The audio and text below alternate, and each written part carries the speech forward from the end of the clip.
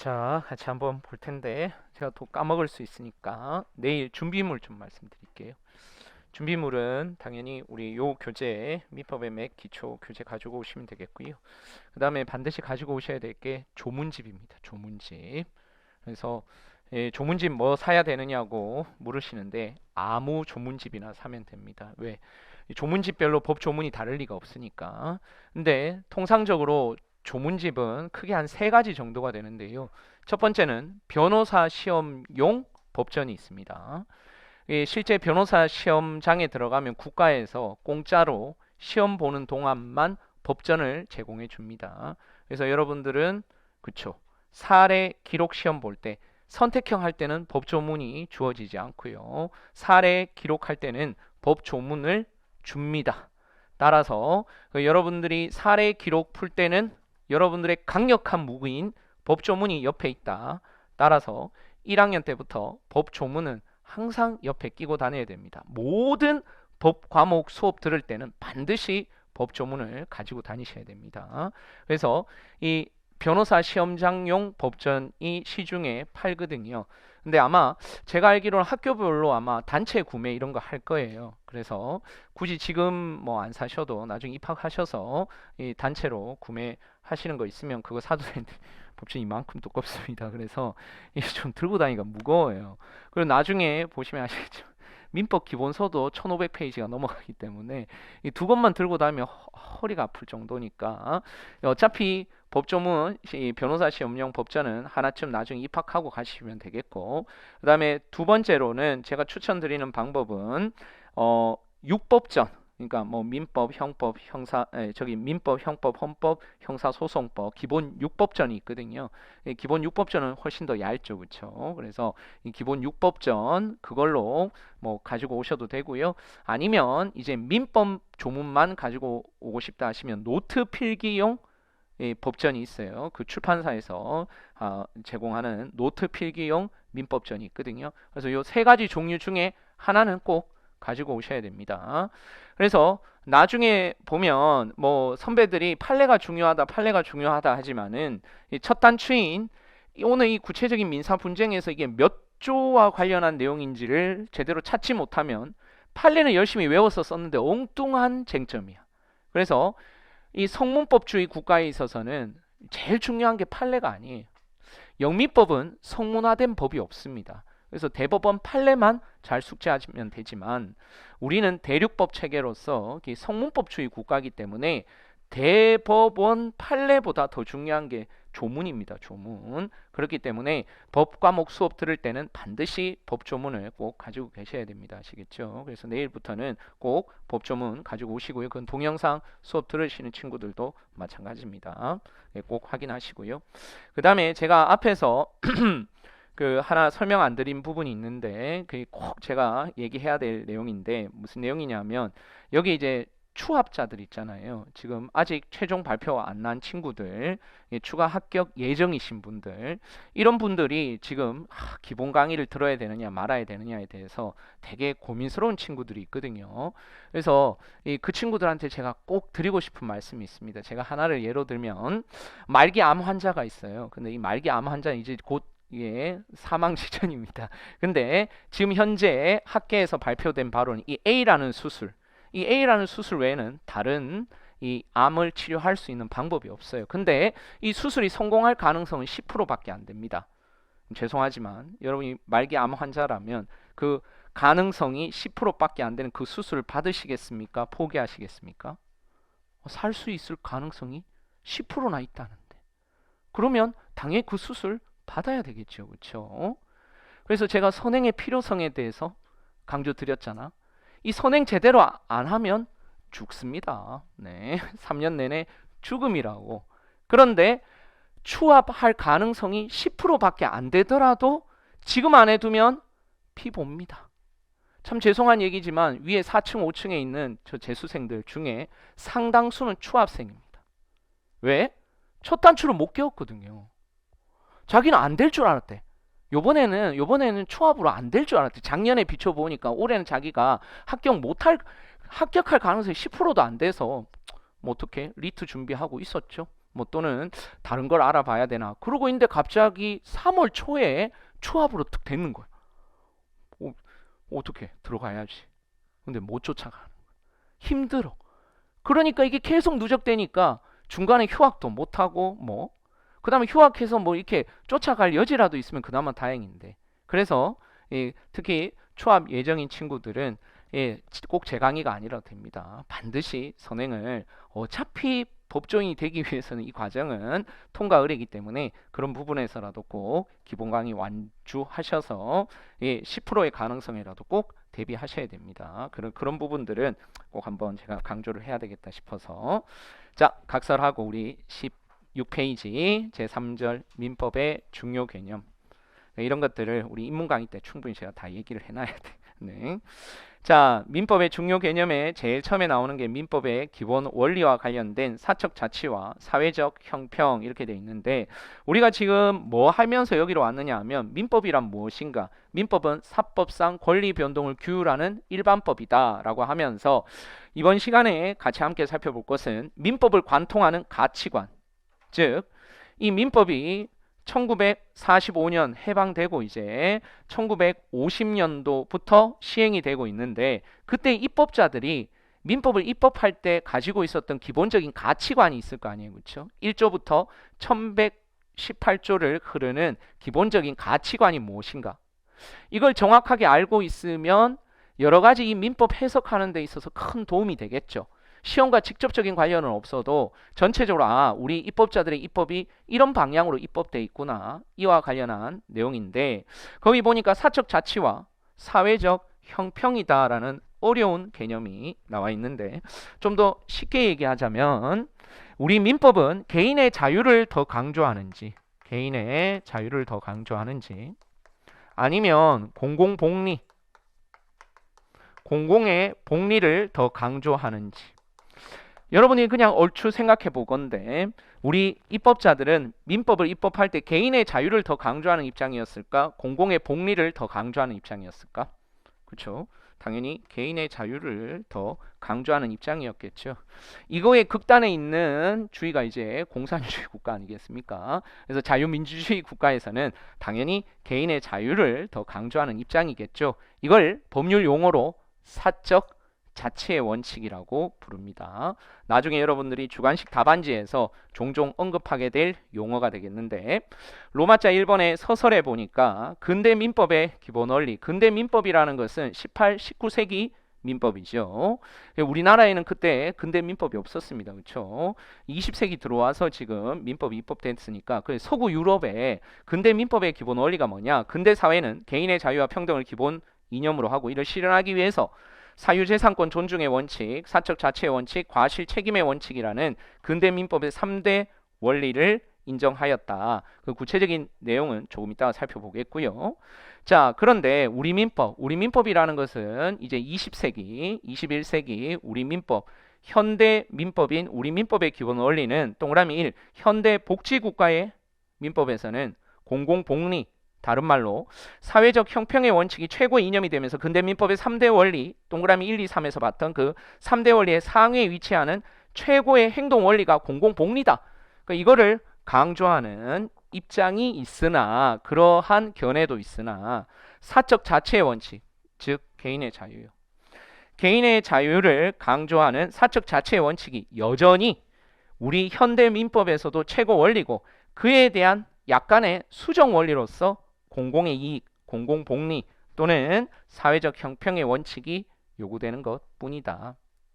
전체적으로 민법을 해석하는 데 있어서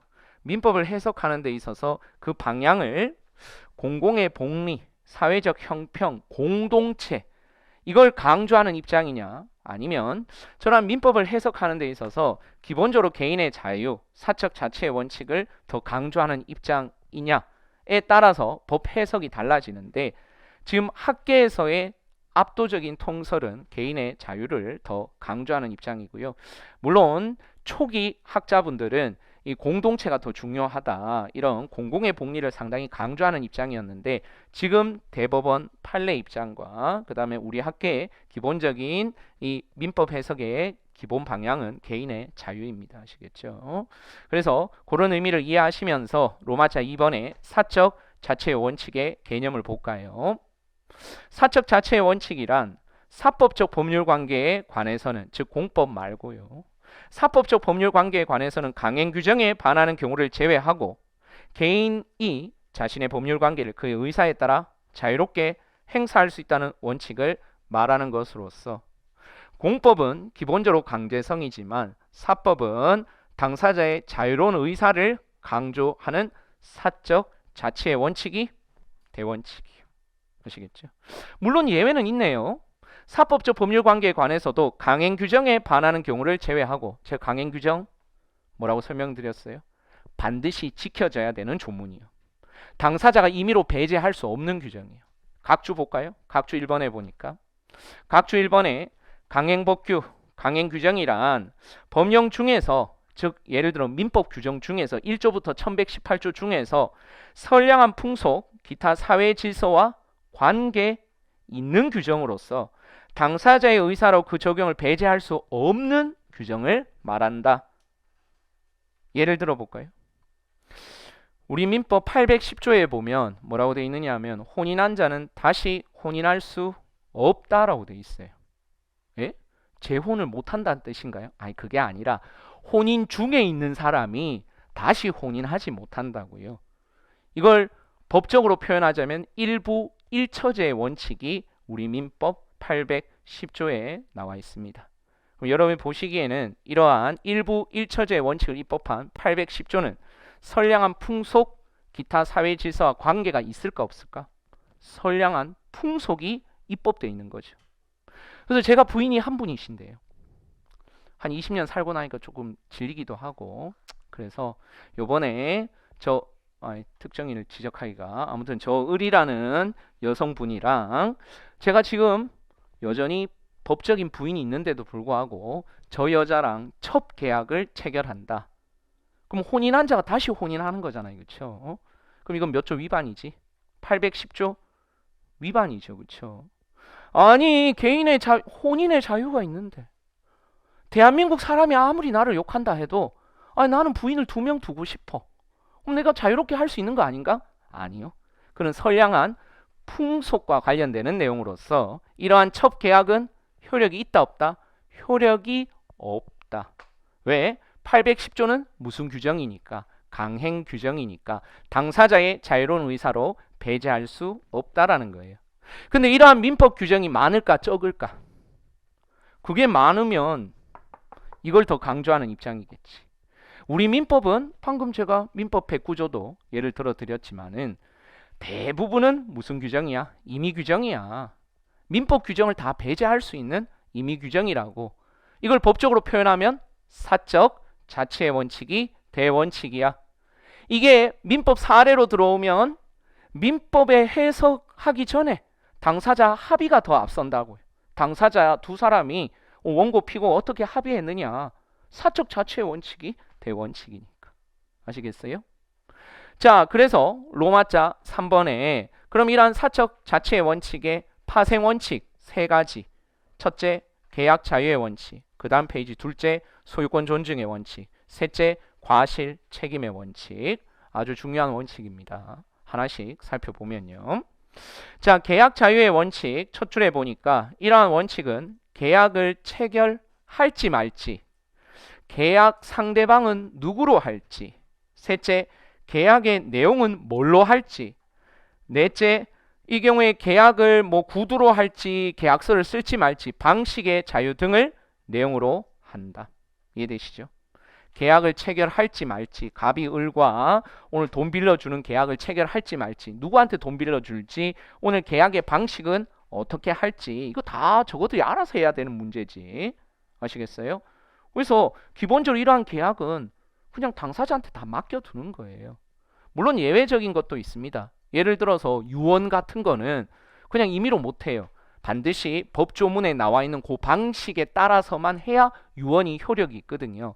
이런 특수한 경우를 빼고는 사적 자체의 원칙에 따라 내가 계약을 하든 말든 국가가 관여해서는 안 돼요. 아시겠어요? 이게 원칙이라는 거야. 시험 문제는 항상 이제 예외가 나옵니다. 조금 이따 예외를 보게 될 건데.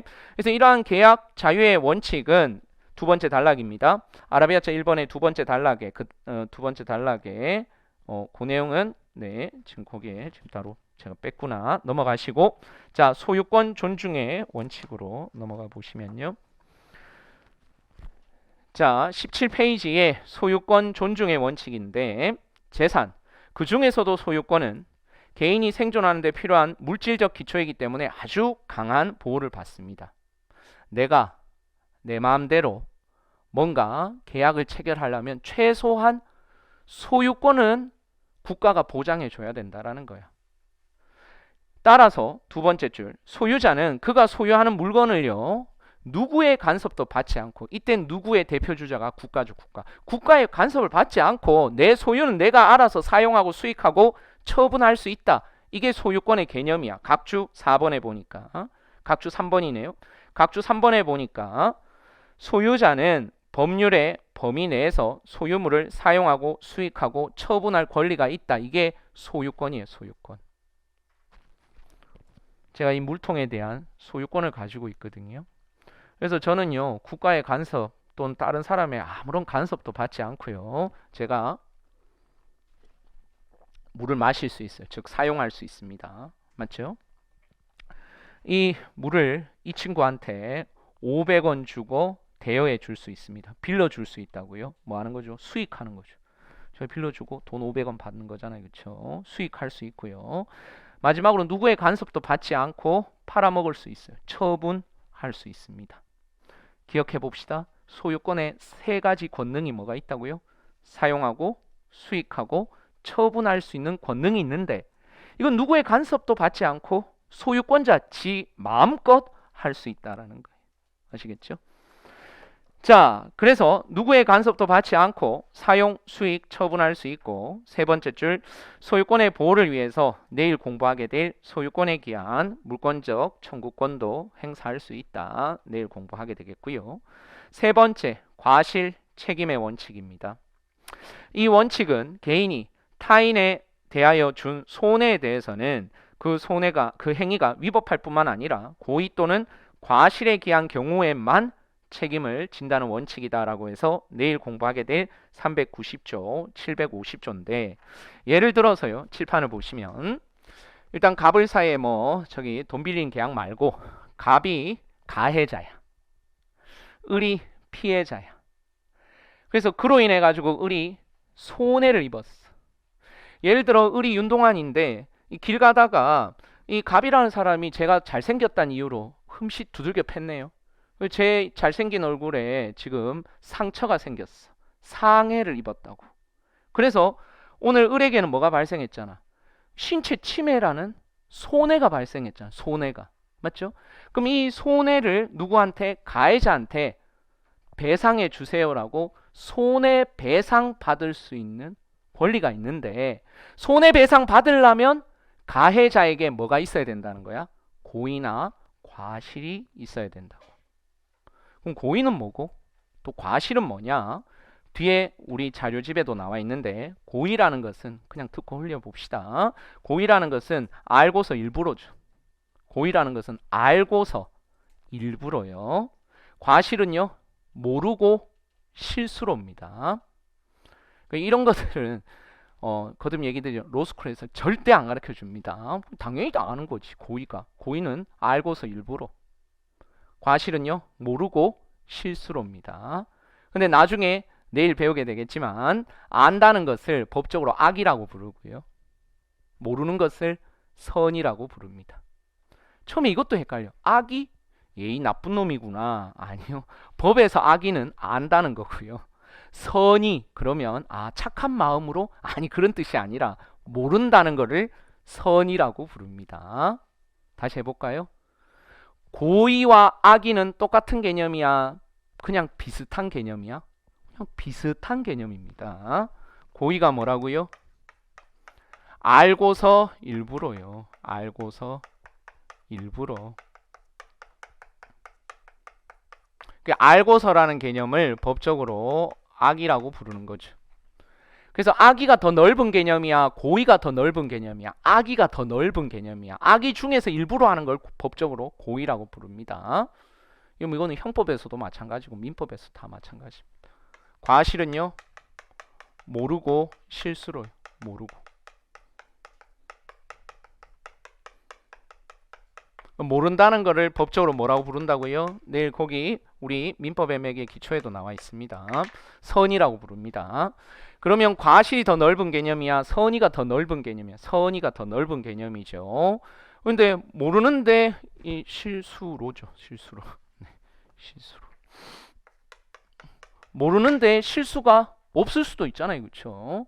근데 모르고 and 실수로 하는 걸 법적으로 과실이라고 부른다고. 네. 이런 것들도 기본 강의 때 안 합니다. 당연히 입문 강의 때 다 했다는 전제 하에서 빨리 이런 개념이 친숙해져야 되는데 방법은 딱 하나, 자꾸 보셔야 됩니다. 방법은 그거밖에 없어요. 뭐 이걸 막 외우겠어요? 집에 가서? 자꾸 보다 보면 그게 고의겠지, 이렇게 딱 개념이 안착이 되겠죠. 그래서 다시 해봅시다. 오늘 얘가 을이 피해를 입긴 입었습니다. 뭐 손해가 발생을 했는데 오늘 분명히 갑이 가해 행위를 하기는 했는데 얘가 고의 과실이 없어. 고의 과실이 없으면 자기 책임이 없는 거잖아. 그러면 손해배상 책임질 필요가 있다 없다? 없다라는 거야. 뒤집어서 설명해 볼까요? 오늘 갑이 분명히 가해자인데 갑에게는 고의 과실이 없다고요. 그러면 오늘 피해자는 가해자한테 손해배상을 청구할 수가 없습니다. 오늘 얘가 가해 행위를 한 거는요, 누가 뒤에서 떠밀었어요. 갑의 뒤에서 누가 밀어가지고 오늘 누구를 다치겠다고? 을을 다치게 했다고. 그러면 오늘 사안에서 분명히 밀친 사람은 갑인데 이 밀친 사람에게는 뭐가 없다고요? 고의 과실도 없는데 손해배상 책임을 지라는 것은 사적 자치의 원칙에 반하는 거예요. 사적 자치의 원칙의 파생 원칙 세 가지가 뭐라고요? 개나 소나 과실이죠. 이럴 때 한번 웃어줘야지. 자, 두 문자 딴 거예요. 앞에 글자. 개, 약 자유의 원칙. 소, 유권 존중의 원칙. 과실, 책임의 원칙. 아시겠죠? 자, 확인하셨고요. 자, 그런데 이게 근대 민법의 사적 자치의 원칙의 파생 원칙 세 가지입니다. 자, 근데 이것만 강조하니까 소유권이 있는 애는 계속 소유권을 계속 늘려나가는데 소유권이 없는 사람은 계속 소유권을 취득할 기회조차 갖지 못하네. 돈이 없는 사회적 약자는 쟤와 계약을 꼭 체결하고 싶은데 쟤가 사회적 강자라 가지고 쟤는 나하고 절대로 계약 체결을 안 해줘. 분명히 자유롭게 할 수 있는데 나는 루저야, 흙수저야. 계약을 체결하고 싶은데 나하고는 계약 체결을 안 해주네. 네. 오늘 사안에서 을이 길 가다가 이 갑소유 건물에서 떨어진 간판에 다쳤습니다. 근데 갑은요 지금 건물주인데 건물주가 요번에 태풍이 분다 그래서 간판을 막 나사로 쪼여두고 오늘 최선의 조치를 다했는데 불강력적으로 갑소유 건물에서 간판이 떨어졌어. 그래서 누가 다쳤어? 길 가다가 을이 다쳤어. 갑에게 고의 과실이 있어요 없어요? 없잖아요. 근데 분명히 누구는 있네? 다친 사람은 있네. 그럼 원칙에 따르면 을은 갑에게 과실 책임주의 원칙에 따르면 갑한테 손해배상을 청구를 못하잖아. 그래서 방금 봤던 계약 체결의 자유, 소유권 존중의 원칙, 과실 책임의 원칙이 좀 수정돼야 될 필요가 있겠다. 빈익빈, 부익부, 사회적 약자 보호가 좀 필요하겠다라는 게 현대 복지 국가의 민법이라는 거죠. 그래서 로마자 4번에 아라비아자 1번 사회적 형평의 원칙과 관련해서 개인의 권리도 다른 사람의 권리와 조화를 이루어야 된다는 측면에서 사회적 형평의 원칙이 요구된다. 그렇죠? 그러면 구체적으로 어떻게 적용되는지 한번 보는데 우리 내일 모레 배우게 될 제2조의 신의 성실의 원칙은 이러한 원칙의 표현인데 구체적으로 첫째, 사유재산권은 보장이 되지만 소유권의 사용 수익 처분은요 법률의 범위 내에서 허용되는 것이고 그 각주 3번에 보니까 소유자는 땡땡의 범위 내에서 소유물을 사용 수익 처분할 수 있죠. 제가 얼마 전에 서초동에 집을 한 채 샀거든요. 아이씨, 내가 돈 주고 사겠다는데 국가에서 허가를 받으래요. 강남 지역은 토지거래 허가 구역으로 묶여져 있어서 내 토지인데 내 마음대로 팔 수도 없고 내가 돈이 수억 원 있어도 내 마음대로 살 수도 없어요. 뭐라고? 분명히 자유민주주의 자본주의 국가인데 토지 소유권은 당연히 보호를 받죠. 하지만 토지는 건물하고 다르잖아. 건물은 3층짜리 건물 헐고 100층 지으면 되지만 대한민국 토지는 딱 고정돼 있잖아요. 물론 대마도를 정복할 수도 있고 저 만주 땅을 정복할 수도 있지만은 토지라는 재화는 딱 제한돼 있는데 부자가 토지를 과다하게 소유하게 되면 사회적 형평의 원칙에 반할 수 있잖아요. 그래서 나중에 헌법에서 토지 공개념이라는 걸 배우게 됩니다. 토지 공개념은 기본적으로 헌법 위반 행위가 아니에요. 자유민주주의 국가에서도 제한된 재화를 이 경우에 특정인이 과다하게 소유하는 것을 막기 위해서 뭐를 둘 수 있네? 법률을 둘 수 있네. 그래서 투기 거래가 의심되는 지역은 국가에서 토지 거래 허가 구역으로 묶어 가지고 얘네들이 정말로 실거래하는 건지 아니면 투기 거래하는 건지 심사해서 너네는 투기가 아니구나. 그러면 계약 체결해. 그러나 이게 투기 거래다. 그러면 이 매매 계약은 당사자가 자유롭게 체결할 수 없습니다. 아시겠어요? 그러니까 소유권은 당연히 보호를 받아야 되지만 사회적 형평의 원칙에 따라 법률에서 뭐 할 수도 있네? 제한할 수도 있네요. 그렇죠? 사회적 공공의 복리를 위해서 제한할 수 있더라. 두 번째, 사적 자치는 동그라미 2번 인정되지만 법률 내지 사회 질서에서 계약의 자유가 제한되는 경우가 적지 않다. 강행 규정 받죠. 혼인의 자유가 있기는 하지만은 이미 혼인한 사람은 이혼하거나 배우자가 사망하지 않은 한은 원칙적으로 다시 혼인할 수 없습니다. 혼인 중에는. 그렇죠. 그러니까 이런 것들도 사회적 형평의 원칙, 공공복리를 위한 거고요. 세 번째, 과실 책임을 원칙으로 하지만 법률에 의해서 무과실 책임이 도입되는 것 등이 그러하다. 제가 방금 전에 공작물이라고 부르는데 건물의 간판이 떨어져 가지고 사람이 다치잖아요. 그러면 건물주가 무과실, 과실이 없는데도 책임져라. 다시요. 건물의 간판, 이걸 법적으로 공작물이라고 부르는데 이러한 공작물로 인해 가지고 누가 다쳤다? 사람이 다쳤다라면 설령 고의 과실이 없더라도 그 공작물의 소유자가 책임져라. 손해배상 책임을 져라. 이런 여러 가지 예외적인 사적 자치에 대한 여러 가지 예외들이 있다고. 그래서 민법과 관련해서 여러분들이 궁극적으로 우리가 시험과 직접적인 관련이 있는 이 대법원 판례와 관련해서는 크게 두 줄 세워보면, 즉 이 민법 해석과 관련된 최종적인 유권 해석 기관이 대법원이잖아. 이 대법원의 입장을 크게 두 줄로 세워본다면 어느 판례는 이쪽을 강조하는 입장이고 어느 판례는 이쪽을 강조하는 입장이 될 수 있겠습니다. 아시겠어요? 그런데 이러한 사적 자치 원칙의 수정, 사회적 형평의 원칙은 원칙이다, 예외다? 어디까지나 예외예요. 예외. 소유권은 법률에 의해서 제한 가능하긴 한데 아예 원천적으로 사용 수익 처분 권능을 막아버렸다. 이거는 사적 자치의 원칙에 대한 과다한 제한이기 때문에 이런 것들은 인정되어서는 안 되겠죠. 그래서 3번의 한계입니다. 한계. 사회적 형평의 한계. 민법의 중심은 원칙적으로 개인의 권리에 있고 공동체 보호는 개인의 권리의 본질을 침해하지 않는 한도 내에서만 머물러 있어야 되겠습니다. 아시겠죠? 그래서 전체적으로 우리가 앞으로 민법을 공부할 때는 뭐 어떤 절대적인 진리가 중요한 게 아니라 궁극적으로는 이쪽이냐 저쪽이냐 또 개인들 사이에서 이쪽이냐 저쪽이냐 이게 이제 문제가 됩니다.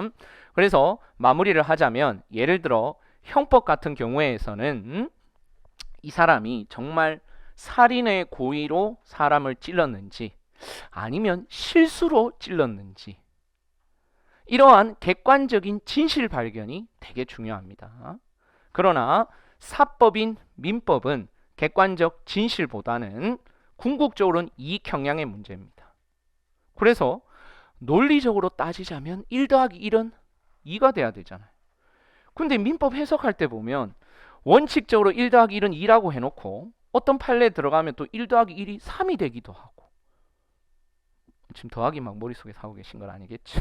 자, 1 더하기 1이 3이 되기도 하고 1 더하기 1이 또 1이 되기도 하고, 또 예외가 있다라는 거야.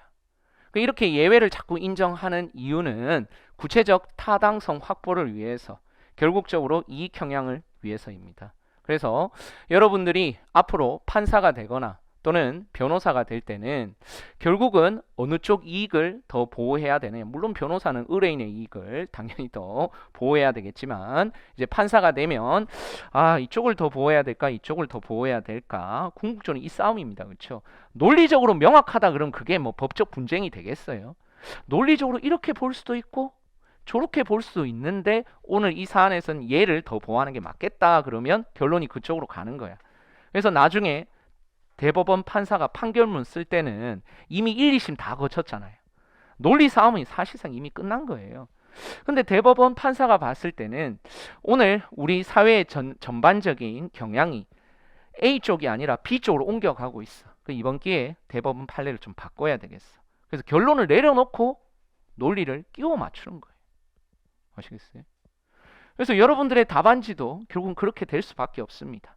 처음에는 치열하게 논리적으로 이게 어떻게 된다라는 것을 확인하고 계셔야 되겠지만, 이걸 궁극적으로 사안을 해결할 때는 요거 구체적인 민사 분쟁을 해결해야 되기 때문에 그냥 요 추상적인 일반론을 묻는 것은 객관식 판례 입장이 뭐냐 요거 그냥 OX로 하는 거.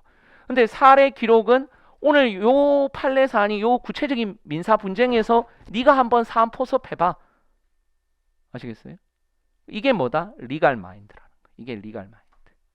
근데 그 법적인 리갈 마인드는, 민사적인 리갈 마인드는 철저한 논리입니다. 논리 플러스 이익 경향을 어떻게 제대로 해내느냐. 이거를 우리가 통상적으로 사법시험 시절에는 한 7, 9년 동안 공부하는데 우린 3년 만에 끝내야 됩니다. 아시겠어요? 그래서 우리 딱 한 달 반만 제대로 한번 고생해서 로스쿨 들어가서는 교수님이 얘기하는 저 얘기가 그때 한 달 전에 들었던 그 기본 강의에서 요 내용이구나 라고 심화학습을 학교 가서 해야 돼. 그래야지 여러분들의 체계가 빨리 1학년 때 딱 잡힙니다. 그 잡히잖아요. 그럼 민소법은 생각보다 수월하게 가요. 그 다음에 이제 2학년 넘어갔을 때 지팡법은 더 수월하게 갈 수 있습니다. 아시겠어요? 그런 의미에서 여러분들이 합격하신 거 진심으로 축하드리긴 하지만은 이제 축하받을 거는 이제 다 끝났고요. 이제 우리에게 주어진 이 현실에 여러분들이 빨리 적응해 나가시기 바랍니다. 아시겠죠? 그래서 내일 57페이지까지 다 한번 읽어오시면 되겠습니다. 그리고 하실 수 있으면 나는 조금 더 빡세게 하고 싶다 그러면 우리 입문서 제가 소개해 드렸던 것들 꼭 구매하셔가지고 한번 읽어보시면 도움이 될 것 같습니다. 자, 그러면 내일 뵙도록 하겠습니다. 수고 많이 하셨습니다.